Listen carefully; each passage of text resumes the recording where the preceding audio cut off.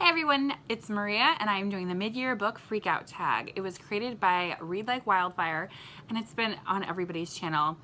Also, it's kind of a fun memory for me because I feel like it was either the first or the second video that I ever did last year when I started my channel. So kind of sentimental for me. I'm really glad that we wrap up books halfway through the year as well and just kind of summarize, because at the end of the year it's just so hard to pick.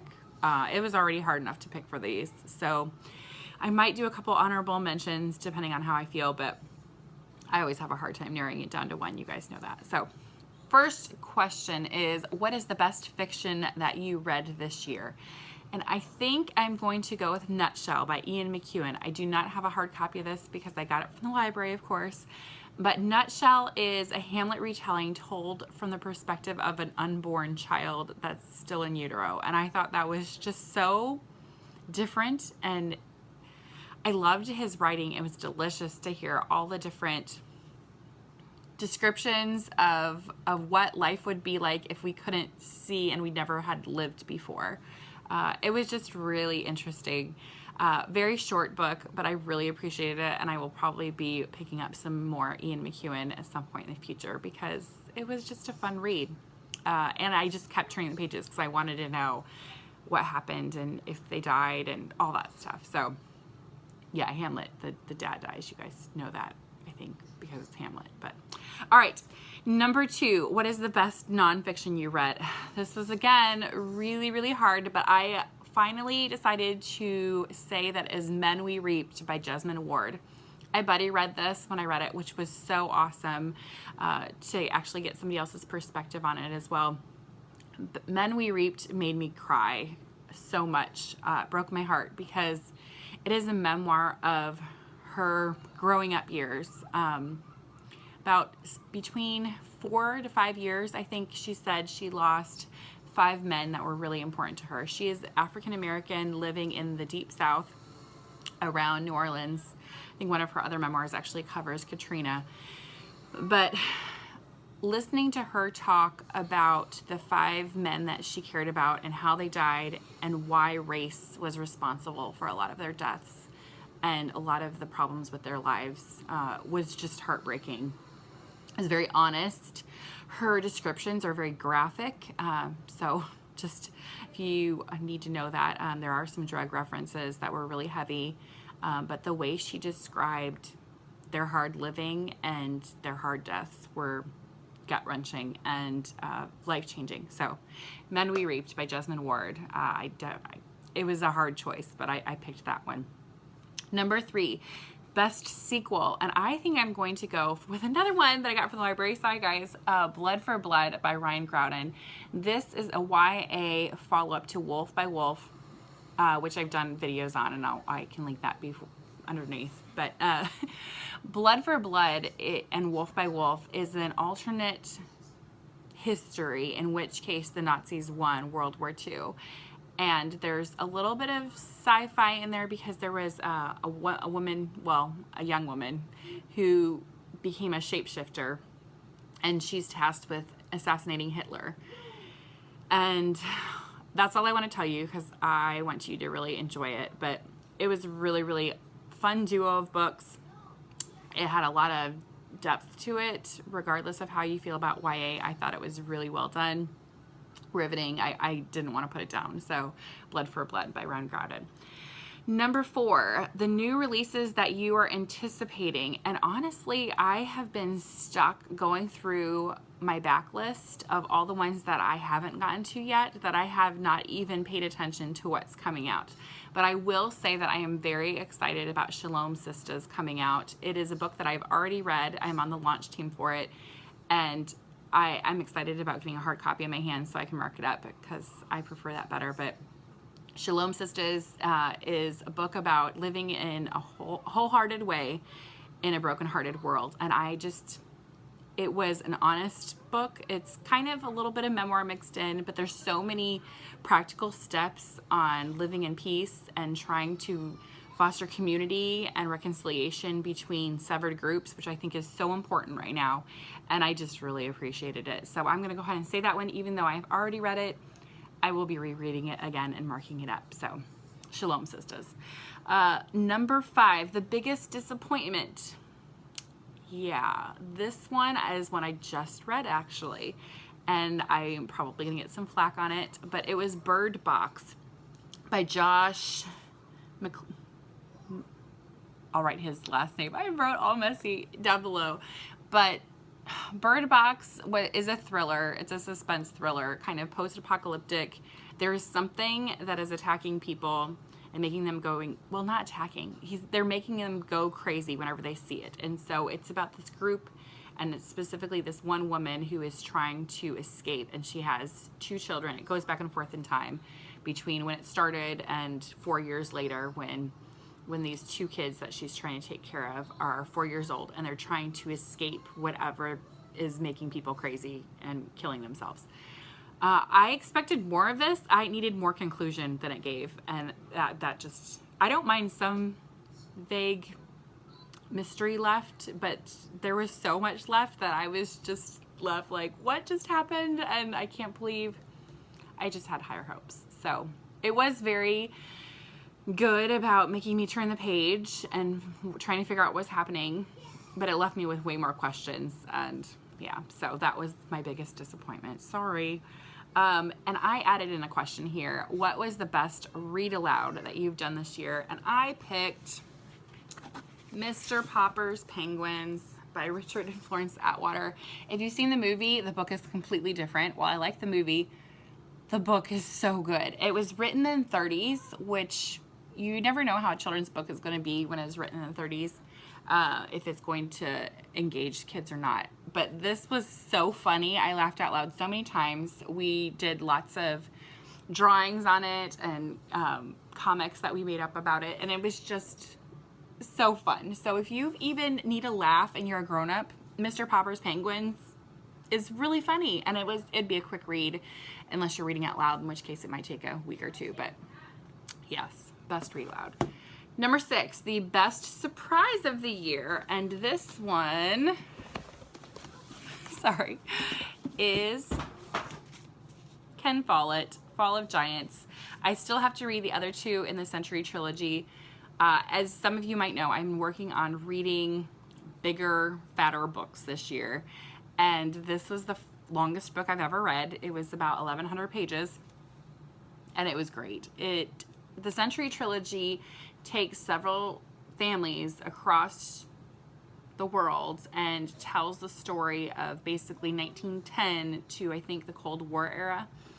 And so you kind of weaves them together a little bit. Sometimes they go in and out of each other's lives, but you really see the depth of what world events really shaped families and people, and I really appreciated it. There is a lot of raunch in it. If it bothers you, just be aware of that, but I loved it. So that was my biggest surprise. I love long books.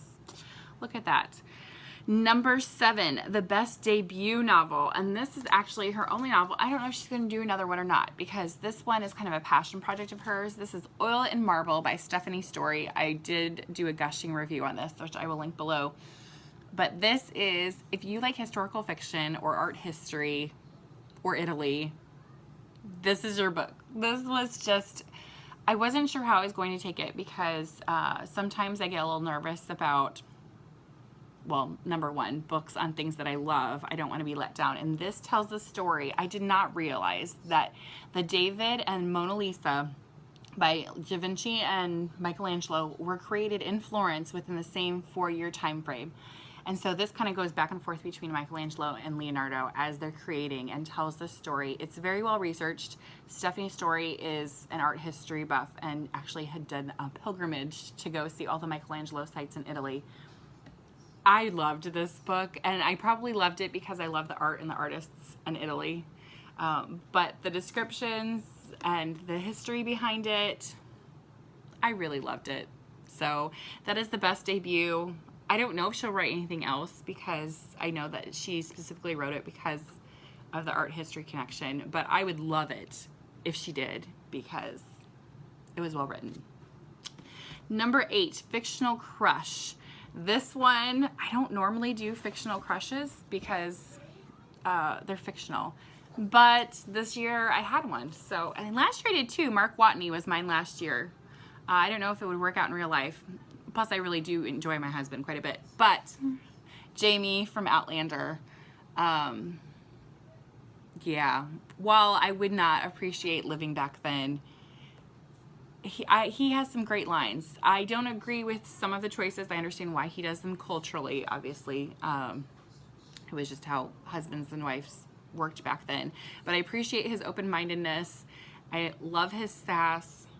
I kind of like some of the other things about his enthusiasm for life and women, at least specifically his wife. Yeah, so Jamie from Outlander.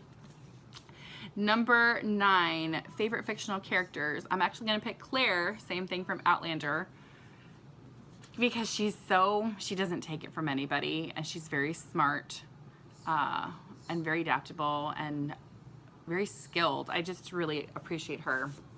Jane Eyre, because Jane Eyre, she again does not take things from anybody. I'm still not sure how I feel about her and Rochester. I think she could have done better, but you know, it's her life. If that's what makes her happy, I suppose. I liked that she owned who she was, that she was humble, that she was kind, but she also stood up for herself. So, and also Florence Gordon. That is actually what the book's called as well, Florence Gordon by Brian Morton. It was a fun book about a woman who is in her 90s, I think. She is a feminist icon of her time. It is fiction, but there's so many actual mentions of historical people that you kind of feel like maybe it's not fiction. But she was just fun. Again, a woman who knew what she wanted. She was very blunt. She reminded me of my grandma, and for that, I just love it. So, number 10, the books that made you cry, and it actually just fell down. And no surprise to anybody here, but Grapes of Wrath. Grapes of Wrath made me cry like no other book has made me cry. I still have not posted the picture here of the face I made when I was done with that book, because it's like the ugly cry that I still don't know if I want the world to see. It's just, it made me cry like somebody I loved died, and it was beautiful. It made me fall in love with Steinbeck, and it's going to be a hard one to trump as a favorite book, because all the feelings, especially for the mom character, reading it as a parent really gutted me. So, Grapes of Wrath, no surprise. Number 11, which book made you very, very, very happy? And I am going to go with At Home in the World by Tish Oxenreider. Tish is a podcaster and a blogger that I have followed for almost 9 years now, because I started following her when my youngest was a baby. But At Home in the World is a story it's nonfiction, of she and her family's trip around the world for a year, and what it was like, and the disappointments they had, but also the exciting things that they found together. It was descriptive of some of the places I've been to, and she hit the nail on the head when she was describing them. So if you haven't gotten a chance to travel, this is a good one to pick up, because it will not only whet your appetite, but it will satiate you a little bit with feeling like you've been there too. So I loved it. I loved it, and I can't say anything bad about it. The next book is a best book to film, and this is the only one that I'm doubling up on. Again, Outlander. I don't do a lot of books to film, and I am looking forward to The Murder on the Orient Express.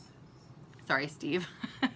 I know that you're not excited about that one as much, but Outlander, I feel like they did a really good job of casting.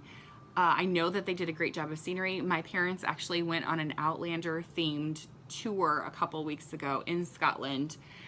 So they got to see the places that are mentioned in the book and in the show. They got to see some of the places they filmed at, see some of the costumes, and actually wear like garb one of the days.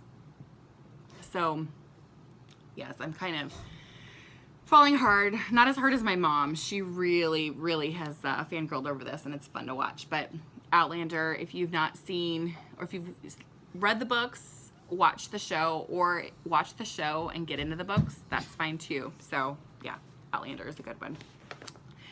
Next one, what is the favorite review that you've done so far this year? And honestly, I don't know. It's kind of like picking your favorite kids. Well, I know that there's some that I'm more proud of than others. So if you have a favorite video that I've done, put that below.